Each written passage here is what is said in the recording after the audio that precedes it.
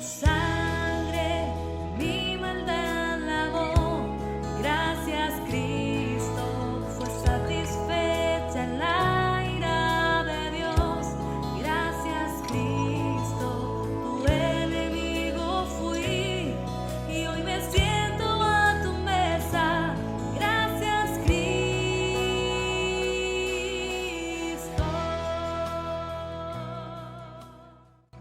Hermanos, muy buenos días, que el Señor les bendiga, les guarde. Muchas gracias por ver este estudio de la serie Pasión y Resurrección. Recuerden que este es el primer estudio y habrá 5 más para que ustedes ahí en casa tomen su Biblia, su cuaderno, anoten lo que vamos a aprender, pero también aquellas dudas o preguntas que tengan para que nos las puedan hacer llegar por un mensaje de WhatsApp. Que el Señor les bendiga, les guarde y vamos a orar para comenzar este estudio llamado La Última Cena.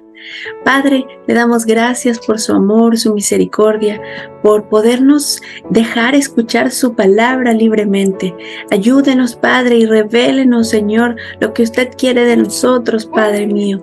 Que usted sea guardándonos y sobre todo que podamos poner por obra su palabra para que usted sea glorificado. Le damos gracias y le pedimos todo esto en el nombre de su amado Hijo Jesucristo, nuestro Salvador. Amén. Bueno, en esta etapa vamos a ver los últimos tiempos de Jesucristo en la tierra. Jesús ya había iniciado su ministerio con el bautismo. Recordemos que esta ordenanza es súper importante para comenzar a servir a Dios y Jesucristo cumple con ella. Él hace viajes, hace enseñanzas, milagros, grandes proezas y en muchas ocasiones pidió que aún no se dijera porque todavía no llegaba su hora. Entonces Jesús ya está en la recta final en esta tierra. Pero la pregunta es, ¿será importante en la actualidad lo que Él instituyó de la Cena del Señor?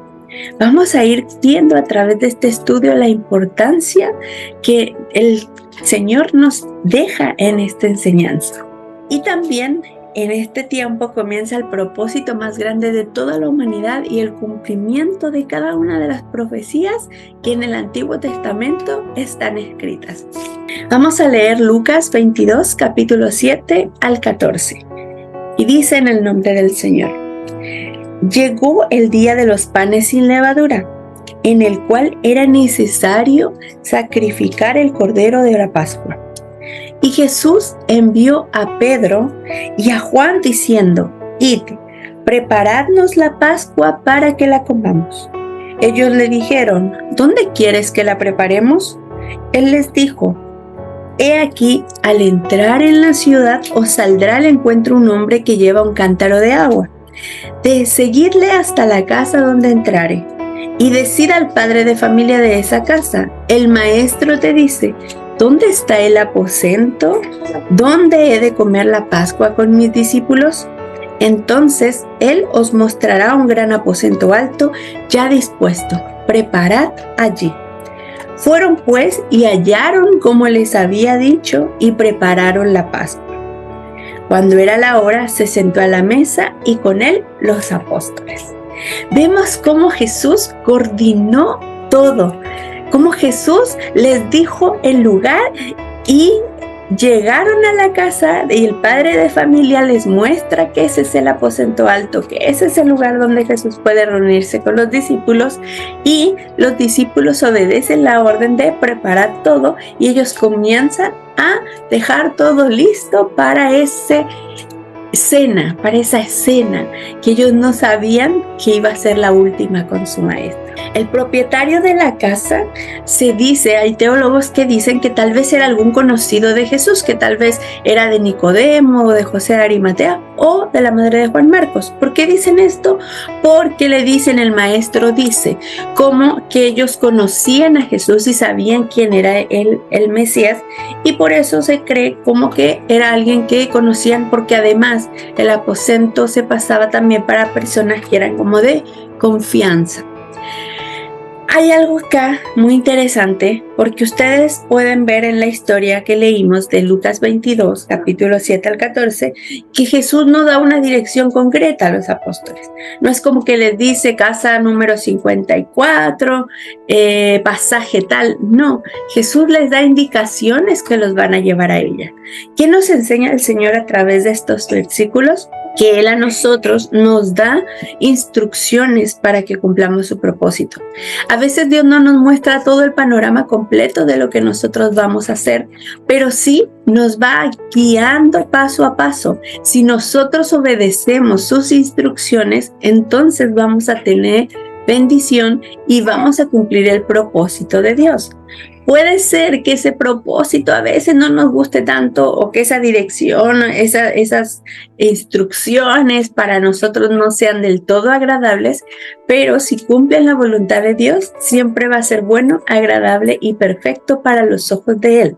Entonces, recordemos siempre cumplir las enseñanzas que Dios nos da para que nosotros podamos finalizar cumpliendo el propósito que Él tiene. ¿Y cuál es nuestra guía, nuestras instrucciones? La Biblia. La Biblia son las instrucciones de vida para que nosotros podamos llegar a las direcciones concretas y correctas que el Señor quiere para nosotros. ¿Dónde quiere el Señor que estemos? Vayamos a su palabra. ¿Cuál es la voluntad de Dios para mi vida?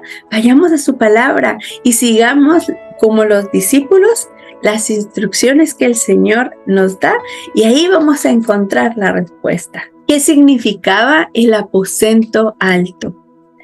Bueno, Jesús celebró la última cena o fiesta de Pascua con sus apóstoles y más cercanos en Jerusalén, con los más cercanos, en el cenáculo o Cenaculum, como también es conocido. Allí se reunió por última vez en su vida antes de morir en la cruz. El cenáculo o el gran aposento o el aposento alto era una casa ubicada en la ciudad de Jerusalén, la cual tenía 2 pisos.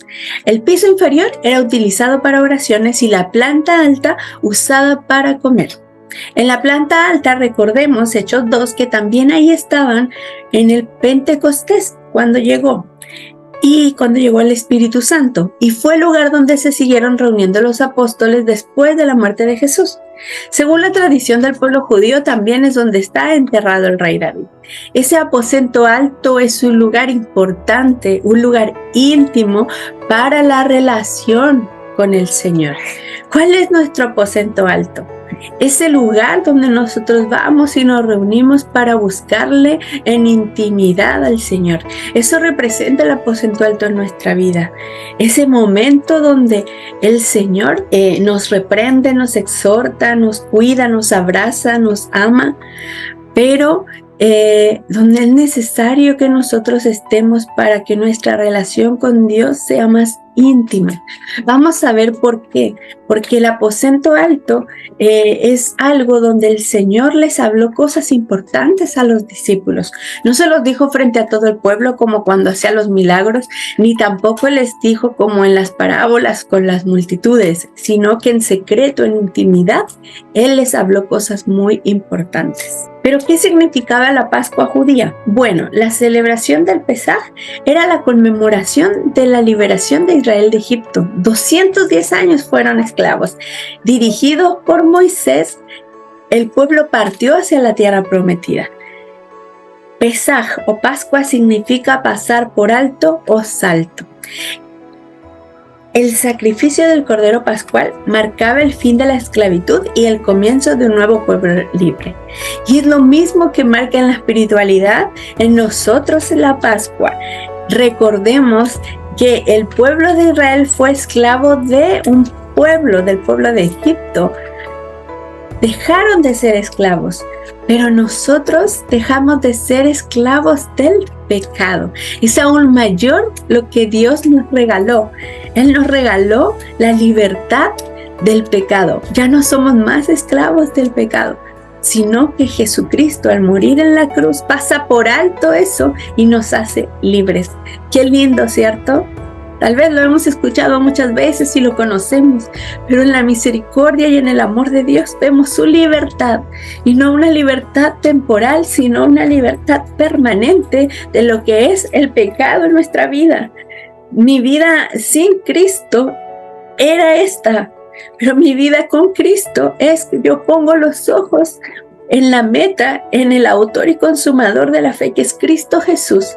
Él nunca va a fallar, Él nunca me va a dejar sola, Él nunca va a hacer que nosotros volvamos atrás, a menos de que nuestra carne, nuestro corazón esté como el corazón tal vez de Judas, en la maldad. Pero ahí vamos a ir aprendiendo y vamos a ir viendo cómo el Señor nos puede ayudar a mantenernos firmes en esta libertad. ¿Qué comían en la fiesta de Pascua? Bueno, antes de salir de Egipto, ellos se prepararon y comieron cordero, hierbas amargas y pan sin levadura. Recordemos que la levadura en el pan significa ese pecado, dice, la palabra de Dios dice que un poco de levadura leuda toda la masa. O sea que un poco de pecado en nosotros crece y crece y crece. Por eso es importante que nos mantengamos firmes y alimentándonos de la palabra del Señor, para que esa vieja naturaleza muera cada día y nosotros podamos vencer. Ahora veamos en Lucas 22, 14 al 20, la institución de la cena del Señor. Y dice estos pasajes, Lucas 22, 14 al 20, si tiene ahí su Biblia, leamos juntos. Y dice: cuando era la hora, se sentó a la mesa y con él los apóstoles. Y les dijo: cuánto he deseado comer con vosotros de esta Pascua antes que padezca. Porque os digo que no la comeré más hasta que se cumpla en el reino de Dios. Y habiendo tomado la copa, dio gracias. Tomad esto y repartirlo entre vosotros. Él pasa la copa para que cada uno de los discípulos la beba, y les está diciendo que es la última Pascua que Él va a tomar con ellos. Ellos no lo sabían, pero ellos obedecen al Señor, toman la copa y la van bebiendo uno por uno. Porque os digo que no beberé más del fruto de la vid hasta que el reino de Dios venga. Y tomó el pan y dio gracias y lo partió, diciendo: esto es mi cuerpo que por vosotros es dado. Haced esto en memoria de mí. De igual manera, después que hubo cenado, tomó la copa diciendo: esta es la copa del nuevo pacto en mi sangre, que por vosotros se derrama. Y ahí les decía lo que significaba ese pan y ese vino. Y les estaba diciendo: esto es mi cuerpo, y se los representaba como que estaba siendo partido, como que iba a haber dolor, iba a haber un traspaso, iba a haber un sentimiento de soledad. Eso es lo que el Señor estaba mostrando al decir que el pan era su cuerpo, que iba a haber un momento donde Él se separaría de aquel que más amaba. Si es verdad, Él siendo Dios, dejó su trono para hacerse hombre. Pero en esta ocasión, el dolor era un dolor que más adelante vemos como Él en el Getsemaní clamaba algo. ¿Por qué? Porque el dolor era tan triste, era de partirse. Él se separaba. Al partir el pan era la separación, porque Él iba a cargar con todo el pecado nuestro y no iba a haber más una unión con el Padre en ese momento. Entonces Él les decía: este es el pan y también esta es mi sangre. Iba a derramarse la sangre del Cordero Pascual para siempre. Y eso era lo que Jesús les estaba mostrando a sus discípulos. No era cualquier cosa. Por eso Él dice: haced esto en memoria de mí.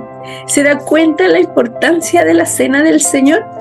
Cuando nosotros tomamos la cena, recordamos ese momento, no para que nosotros estemos tristes, sino para que nosotros recordemos el sacrificio que Él hizo en la cruz por nosotros, para que recordemos el valor que Dios nos da. Dice que somos más valiosos que una piedra preciosa, y es para que recordemos que Él nos ama a tal grado que dio su vida por cada uno de usted, de mí. Así que recordemos esta parte que es importante. El Señor les dijo: cuánto he deseado sentarme con ustedes y comer. Les recuerda, les hace ver lo que iba a pasar, el dolor y la soledad que iba a tener. Pero también les hace ver lo que va a suceder con cada uno de ellos. Y les dice: a la verdad, el versículo 21, mas he aquí, la mano del que me entrega está conmigo en la mesa. Va a pasar eso. Yo voy a irme. Esta es mi última cena. Pero alguien me va a entregar, alguien me va a traicionar y está aquí. Imagínense la cara de sorpresa quizá de los discípulos. A la verdad, el Hijo del Hombre va según lo que está determinado, pero ay de aquel hombre por quien es entregado. Jesús se compadecía todavía de ese hombre que le iba a entregar, en vez de enojarse o de haberle reclamado, de decirle: ¿por qué lo haces? ¿Por qué lo vas a hacer? Jesús dijo: ay de aquel hombre por quien es entregado. Entonces ellos comenzaron a discutir entre sí quién de ellos sería el que había de hacer esto. Obviamente todos amaban a Jesús, o la mayoría lo amaba. Entonces empezaban a decirse entre ellos: ¿qué pasó? ¿Quién es? ¿Por qué lo vas a hacer? ¿Por qué no lo hagas?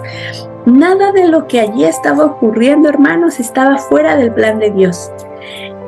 Aún el hecho de que uno de los íntimos discípulos del Señor, esto también estaba anunciado por las Escrituras.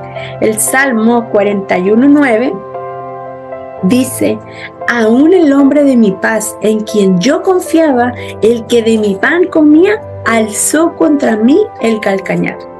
El rey David muy probablemente se refería a Aitofel, uno de sus consejeros íntimos, que le traicionó uniéndose a Absalón cuando éste dio un golpe de estado contra él para hacerse del reino. Es interesante la forma en que Aitofel fue un tipo de Judas. Ambos comían en la mesa del rey de Israel, Aitofel de la de David y Judas de la de Cristo. Ambos traicionaron a sus respectivos soberanos y ambos se suicidaron al fracasar en sus malvados planes.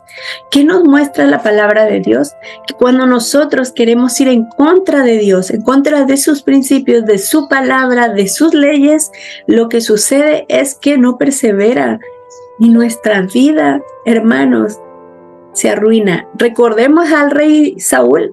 Él era un hombre ungido por Dios, pero en sus últimos momentos se aleja del Señor y busca, como ya no tenía la voz de Dios, busca en la brujería, en la hechicería. ¿Y qué pasa? También termina quitando su vida. Entonces, no dejemos de lado al Señor. Si usted ya le conoce, usted lo está conociendo, usted está llegando a Él, no es que le quiera echar miedo, pero sí, tómelo como una responsabilidad, no como un juego, no como una burla, no como alguien que no merece nuestro respeto, porque Dios merece toda nuestra reverencia. Sin Dios, nuestros planes van a fracasar. Así que entreguémosle todo nuestro corazón al Señor, porque Él es lo que nos pide. En el Medio Oriente, el ser invitado a comer a la misma mesa era una señal de confianza y amistad. Podemos ver en Ruth 2:14. Si aceptar la hospitalidad de alguien, tú ibas a cenar, pero después lo traicionabas o lo injuriabas, se consideraba grave.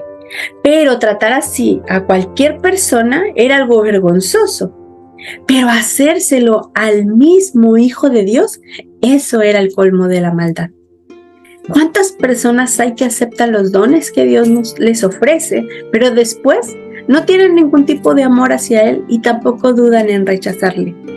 ¿Cuánto trigo y cizaña hay en las iglesias? Pero recordemos que todo es parte del plan de Dios, porque Dios dice: no corten la cizaña, esperen hasta la siega, hasta el momento donde el trigo es zarandeado, para ver cuál es trigo, cuál es cizaña, y ahí lo separamos, porque es parte del plan de Dios que la cizaña esté con el trigo. Entonces vemos en esta historia del capítulo 22 al 6, cuando dice que estaba cerca la fiesta de la levadura, dice: y entró Satanás en Judas, por nombre Iscariote, el cual era uno del número de los 12. Y este fue y entregó a Jesús, lo vendió, para que después fueran por él. Entonces, ¿qué pasaba? Que Judas era una cizaña. Estaban los 12, y entre esos 12, uno era una cizaña, era alguien que estaba ahí. Tal vez Judas llegó porque Dios la había perdonado, pero en su momento desvió su corazón. ¿Y qué pasó? Que él imagínense, Judas era el tesorero, o sea que Jesús le tenía mucha confianza, porque llevaba los tesoros del ministerio de Cristo, no era cualquier cosa. Entonces, Judas en su momento quizá lo siguió porque le salvó, le perdonó, lo liberó del pecado, pero Judas torció su corazón. Recordemos que la Biblia dice que la maldad, y dice que la raíz de todos los males es el amor al dinero. Quizás Judas en su momento se desvió y eso le hizo entregar al maestro. Pero recordemos siempre, Judas fue instruido por el mejor, fue instruido por el maestro, por Jesús. Entonces, a veces le echamos la culpa a la iglesia, le echamos la culpa a los pastores, a los misioneros, pero la realidad de todo esto también es nuestro corazón. Así que aquí vemos esta parte de el trigo y la cizaña. Están juntos, pero parte del plan de Dios es no cortarla, porque Judas fue usado para entregar al maestro y que el plan de Dios se cumpliera. En otro de los evangelios nos dice que comenzaron a entristecerse y a decirle uno por uno: ¿seré yo, maestro? ¿Pero por qué preguntaron esto? Bueno, porque tal vez sabían que sus propios corazones estaban inclinados hacia el mal. Por lo tanto, desconfiaban de sí mismos, y era normal, pues ellos sabían que estaban en una naturaleza pecaminosa. Y tal vez ellos lo que querían decir es: seguro no soy yo, pero no sabían cómo hacerlo. Empezaron también a decir, porque tal vez entre ellos a discutir: ¿por qué lo harás? Pero también comenzaron a entristecerse. Y tal vez era la idea de que Jesús pensara que ellos podían traicionarle. Y lo que ellos querían era, o lo que estaban esperando, es que Él les dijera: yo confío en ustedes. Y que Él confirmara que no eran ellos los que le iban a entregar. Pero de entre esos 12 había uno que lo iba a hacer. En esos momentos que Jesús iba a instituir la cena, se les obligó a examinarse a sí mismos antes de participar de ella. Porque Jesús les dice que alguien lo iba a entregar. Entonces ellos mismos empiezan a autoexaminarse, a ver: ¿soy yo? ¿Qué estoy haciendo? ¿Por qué lo voy a hacer? Primera de Corintios 11:28 nos dice que por tanto pruébese cada uno a sí mismo y coma así del pan y beba de la copa. O sea, pruébese cada uno, examínese cada uno a sí mismo para ver si nosotros somos dignos de tomar esa copa. Entonces, veamos bien que la cena del Señor debe estar precedida por el autoexamen. Primera de Corintios 11:31 al 32. Si pues nos examinásemos a nosotros mismos, no seríamos juzgados, mas siendo juzgados somos castigados por el Señor para que no seamos condenados con el mundo. Entonces examinémonos a nosotros mismos. ¿Para qué? Para que podamos tomar dignamente la cena del Señor. Es importante tener en cuenta que cuando nosotros tomamos el pan y el vino, lo hacemos en comunión con nuestros hermanos. Por eso también es importante examinar nuestra relación con ella. Mateo 5:23 al 24 dice: por tanto, si traes tu ofrenda al altar y allí te acuerdas de que tu hermano tiene algo contra ti, deja allí tu ofrenda delante del altar. Y anda, reconcíliate primero con tu hermano y entonces ven y presenta tu ofrenda. ¿Se da cuenta cómo al Señor lo que le importa es nuestro corazón? No nuestras cosas materiales, ni quiénes somos en el mundo, sino quiénes somos delante del Señor. Por eso es importante que nosotros no tomemos porque sí la cena, es importante que nos autoexaminemos. Hay un dicho que dice, mientras yo esté bien con Dios, no importa cómo esté con el hombre. Pero la realidad es que el Señor dice que nosotros debemos de ser ejemplo para los hombres, debemos estar bien con ellos, porque eso es el fruto de nuestra relación con Dios. Si estamos bien con Dios, vamos a estar bien con los hombres. No quiere decir que los hombres nos tienen que querer o que tenemos que ser perfectos, no, pero que no tengan nada malo que decir contra nosotros. Y si tienen algo que decir, que sean puras mentiras o vituperios. Pero si hay algo que ellos dicen que es verdad, entonces examinemos qué estamos haciendo nosotros. Así que esa es la invitación, hermanos, para que nos autoexaminemos y podamos cumplir con los mandatos que el Señor nos da de una manera correcta. Esto es mi cuerpo, esto es mi sangre. Algunas religiones hablan de un tema que se llama transubstanciación. ¿Qué quiere decir? En forma fácil, es que cada vez que ellos toman la hostia que el cura entrega con el vino, ellos están comiendo literalmente a Jesús para que entre en ellos, y su sangre igual.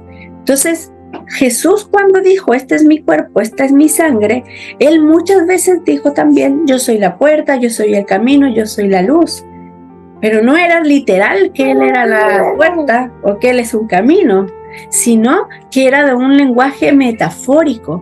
¿Por qué en esta ocasión, cuando él dice esto es mi cuerpo, esto es mi sangre, debe ser diferente? Es metafórico, no es literal, y es solo para que recordemos. El sacrificio de Jesús, dice Hebreos, fue una vez y para siempre. No tiene que estar recibiendo a Jesús cada vez que va a un culto. No, la realidad es que Cristo, una vez que nosotros le aceptamos como Señor y Salvador, Él ya cumplió su propósito, Él ya murió en la cruz. Nosotros no tenemos por qué estarlo sacrificando cada vez que partimos el pan o bebemos la copa. Es solamente un recordatorio. Dice Jesús, lo dijo, haced esto en memoria de mí. Recuerden mi sacrificio cada vez que tomen la cena del Señor. Dice que tomó el pan y bebió la copa con ellos, ¿cierto? Como ya hemos dicho, tomar el pan y el vino simboliza nuestra comunión con Cristo, pero también implica la comunión con los creyentes, a los que tenemos que estar unidos por la fe. Primera de Corintios dice 10, 16 al 17. La copa de bendición que bendecimos no es la comunión de la sangre de Cristo. El pan que partimos no es la comunión del cuerpo de Cristo. Siendo uno solo el pan, nosotros, con ser muchos, somos un cuerpo, pues todos participamos de aquel mismo pan. Entonces nosotros debemos de tener comunión con nuestros hermanos. Por eso es que la comunión es tan importante. ¿Qué es comunión? La comunión es que estamos todos en un mismo sentir, tenemos unión. Por eso el Salmo 133 dice cuán agradable es compartir los hermanos juntos en armonía. Por eso es importante que nosotros recordemos que somos un mismo cuerpo. Este cuerpo físico no funcionaría bien si me faltara un dedo, si me faltara una mano. Cuando algo nos duele, ya no estamos funcionando al 100%, ¿cierto? Es lo mismo que pasa cuando uno de nuestros hermanos se duele, cuando uno de nuestros hermanos cae. Nuestra responsabilidad es ayudarle, porque él es parte de nuestro cuerpo. Y si él está mal, yo también voy a estar mal. Entonces, eso es la comunión, es entender que somos un mismo cuerpo y que todo lo que hagamos para glorificar a Dios tiene que verse reflejado en cómo nosotros nos comportamos con nuestros hermanos, que por muchos es derramada. Juan 3, 16 al 17 dice, porque de tal manera amó Dios al mundo que ha dado a su Hijo unigénito para que todo aquel que en él cree no se pierda, mas tenga vida eterna. Porque no envió Dios a su Hijo al mundo para condenar al mundo, sino para que el mundo sea salvo por él. Él nos dice que todo aquel que en él cree tiene el derecho de poder ser hijo de Dios. Entonces, cuán grande amor nos ha entregado el Señor y nos ha dado la libertad también de creer o no.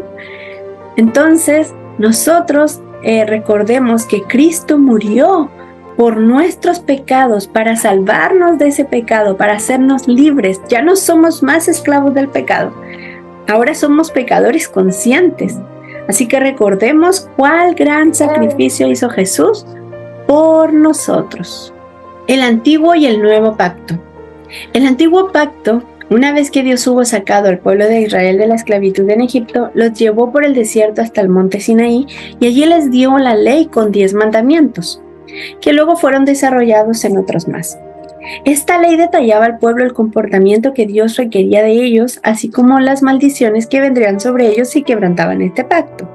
Recordemos Deuteronomio 27, 11 al 26, Deuteronomio 28, 15 al 68, donde habla de que si obedecen la palabra de Dios, las bendiciones les alcanzarán, pero si no, las maldiciones vendrán sobre ellos. Aquí por eso estas figuritas, donde está un árbol frondoso, bien verde, pero por otro lado está seco, ¿cierto? Porque nos representa a nosotros. Si nosotros guardamos la palabra de Dios, entonces las bendiciones nos alcanzarán. Y las bendiciones no solamente me refiero a lo material, en lo espiritual, porque dice la palabra de Dios que todas sus bendiciones con nosotros traen alegría y gozo, no traen tristeza. Entonces, la bendición de Dios va mucho más allá de algo material, sino que va más allá y va más a lo espiritual. Al tener el gozo, el shalom, la paz que sobrepasa todo entendimiento y que aun a pesar de que podamos tener pruebas y dificultades, sabemos que Dios está ahí guardando nuestras almas. Éxodo 24, 3 al 8 dice: Y Moisés vino y contó al pueblo todas las palabras de Jehová y todas las leyes. Y todo el pueblo respondió a una voz y dijo: Haremos todas las palabras que Jehová ha dicho. Y Moisés escribió todas las palabras de Jehová, y levantándose de mañana edificó un altar al pie del monte y 12 columnas, según las 12 tribus de Israel. Y envió jóvenes de los hijos de Israel, los cuales ofrecieron holocaustos y becerros como sacrificios de paz a Jehová. Y Moisés tomó la mitad de la sangre y la puso en tazones, y esparció la otra mitad de la sangre sobre el altar, y tomó el libro del pacto y lo leyó a oídos del pueblo, el cual dijo: Haremos todas las cosas que Jehová ha dicho y obedeceremos. Entonces Moisés tomó la sangre y roció sobre el pueblo y dijo: He aquí la sangre del pacto que Jehová ha hecho con vosotros sobre todas estas cosas. Vemos cómo el pueblo dijo: haremos todas las cosas que Jehová ha dicho y obedeceremos. ¿Cuántas veces nosotros hemos dicho eso, hermanos? ¿Cuántas veces hemos dicho que vamos a obedecer todo lo que Dios nos dice? Que no vamos a dejar ni una cosa en blanco a lo que Jehová nos ha hablado. Así estaba el pueblo de Israel. Y este pacto se trataba de dos partes, de Dios y del pueblo. Tenían condiciones que cumplir, y si los israelitas rompían parte del pacto desobedeciendo la ley, Dios traía sobre ellos la maldición por su desobediencia. Por el contrario, si el pueblo obedecía, Dios cumpliría su parte del pacto bendiciéndoles. Pero ¿cuál fue el resultado de este pacto? Bueno, a pesar de que los israelitas recibieron con mucho entusiasmo el pacto, prometieron rápidamente cumplir la parte, la triste realidad es que inmediatamente después de que Moisés terminara de dar la ley al pueblo, ¿qué hicieron ellos? Un becerro de oro y le adoraron. Entonces, Israel, estos son tus dioses que te sacaron de la tierra de Egipto. Eso le decían. Ellos no permanecieron en mi pacto y yo me desentendí de ellos, dice el Señor en Hebreos 8:9. O sea, que el pacto era condicional. El pacto era: si tú cumples, yo cumplo. Así que ellos no obedecieron, entonces Dios los dejó. ¿Por qué? Porque no era parte del pacto la desobediencia. El nuevo pacto, que es Cristo Jesús, Dios desechó el antiguo pacto y anunció uno nuevo por medio del profeta Jeremías. Leamos Jeremías 31 al 34. Dice: pero este es el pacto que haré con la casa de Israel después de aquellos días, dice Jehová. Daré mi ley en su mente y la escribiré en su corazón, y yo seré a ellos por Dios, y ellos me serán por pueblo. Y no enseñará más ninguno a su prójimo ni ninguno a su hermano, diciendo: Conoce a Jehová, porque todos me conocerán, desde el más pequeño de ellos hasta el más grande, dice Jehová, porque perdonaré la maldad de ellos y no me acordaré más de su pecado. ¿Se da cuenta? Que el antiguo pacto eran cosas que tenían que ser mostradas, tenían que ser vistas para ver si las cumplieron o no. Pero en el nuevo pacto, en el pacto de Jesucristo, por eso es que los estándares de Dios, de Cristo, son más altos. La gracia tiene estándares más altos que la ley. ¿Por qué? Porque dice que ya la ley va a estar en nuestra mente y va a estar escrita en nuestro corazón. O sea que el Señor lo que quiere es nuestro corazón. Y dice que ya no se acordará más de nuestros pecados. Cuando nosotros llegamos a Cristo, Él nos hace nuevas criaturas, nos da una vida nueva y no se acuerda más de lo que nosotros fuimos, sino de lo que nosotros somos en Él. Bueno, y como ya vimos que el Señor lo que quiere es nuestro corazón y que el nuevo pacto, lo importante es eso y es permanente, vamos a ver que el Señor instituyó en la cena. También habló sobre la grandeza del servicio.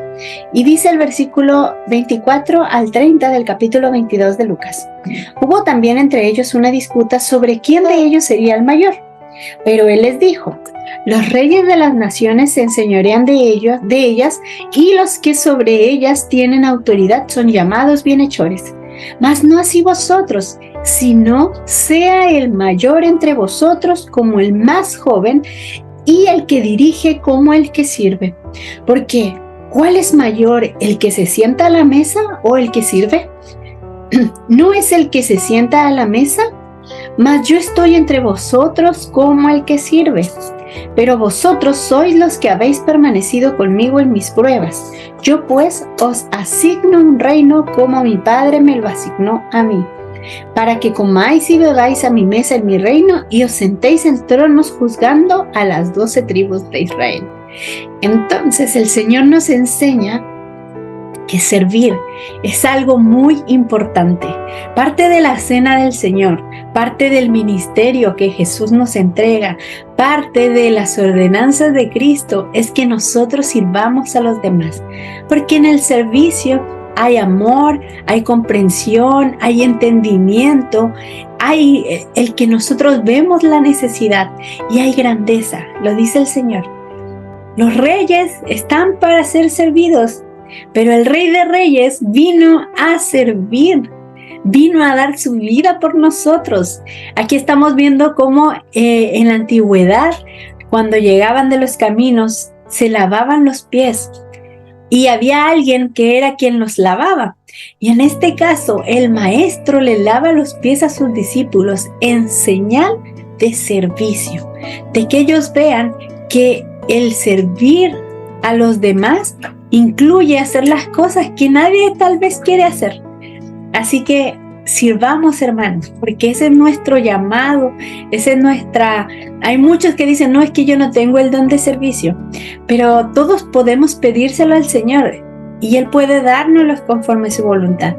La intención es que nosotros estemos dispuestos y prestos para ver las necesidades de otros. Y nosotros no esperar a que nos sirvan, sino poder servir, porque de eso se trata el Evangelio. Así que bueno, hemos terminado esta parte y hemos visto cómo el Señor nos enseña a ser ordenados, a ser obedientes, a seguir sus instrucciones, aun cuando no conozcamos todo el panorama.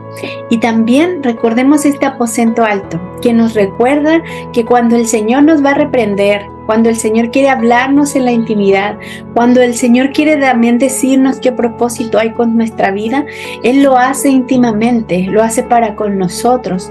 Después Él nos puede revelar por medio de alguna persona, nos puede confirmar, pero el Señor siempre va a hablarnos de manera personal cuando nosotros estamos dispuestos a tener una comunión con Él. Y no es necesario que el Señor nos diga las cosas. Puede ser que en su misericordia el Señor nos diga qué sigue, qué va a pasar, nos lo haga ver. Pero puede ser que también el Señor no nos diga qué va a pasar, solamente nos dé una orden y que nosotros la cumplamos. Pero siempre recordemos que debemos confiar en el Señor, Y bueno, mis hermanos, hemos terminado este estudio. Espero que sea de mucha bendición, que el Señor nos ayude a poner por obra su palabra y que recordemos ese aposento alto. El aposento alto que representaba ese lugar íntimo, ese lugar donde el Señor puede reprendernos, exhortarnos, animarnos. Porque recordemos que cuando el Señor exhorta, nos reprende, lo hace de una manera privada, como lo hizo con los discípulos.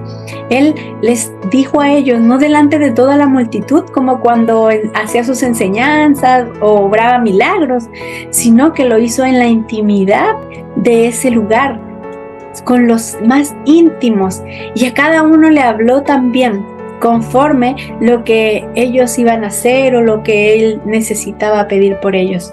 Recordemos que el Señor es un Dios de amor, un Dios de autoridad, un Dios también que debe ser obedecido, y que este nuevo pacto que Él nos ha entregado, que es la sangre de Cristo, nos limpia de todo pecado, una vez y para siempre. Nosotros no tenemos que estar aceptándole cada vez que creamos, o el aceptarlo no significa que vamos a sentir o a danzar, a movernos, a tirarnos.